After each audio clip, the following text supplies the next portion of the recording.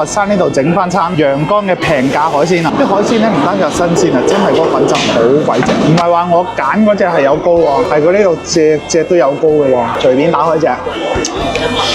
大家好，我經常被叫錯名字嘅陳旭，廣東佛山啊！今晚帶朋友去禪城呢度啊，食一間平價嘅海鮮市場。間店喺2樓嘅嚇，專門食陽江嘅海鮮，裝修幾唔錯，一睇落就食海鮮嘅。咁大個海鮮，遲睇有啲咩靚貨先啊！犀利啊！呢啲螺絲蝦，隻個頭都滿膏㗎。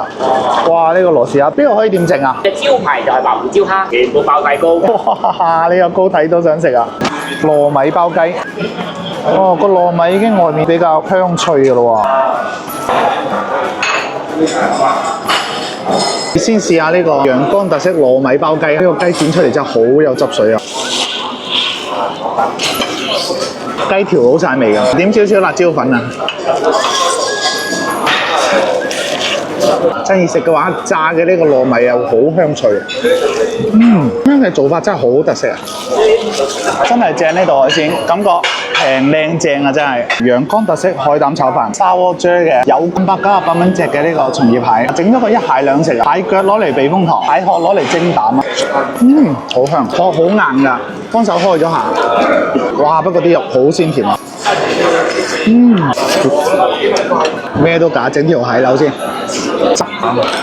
打開睇啦，隻螺絲蝦都係滿膏嘅，啲蝦我炸完仲香，白胡椒味真係好上頭。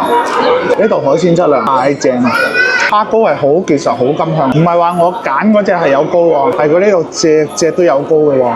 隨便打開隻。招牌真係招牌，食到真係舐舐嚟，胡椒味同埋奶油混合埋一齊嘅膏嚟嘅。到季節啦，食吊桶魷魚啦。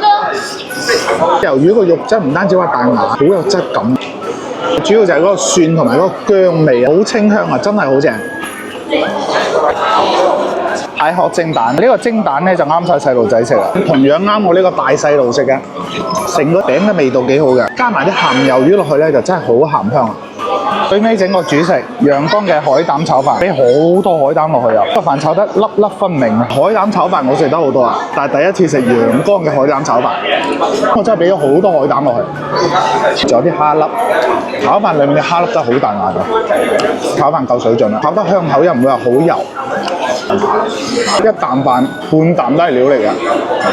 差啲唔記得呢個3蚊雞腸嘅黑松露鮑魚蒸蛋，3蚊雞喎，有鮑魚有黑松露。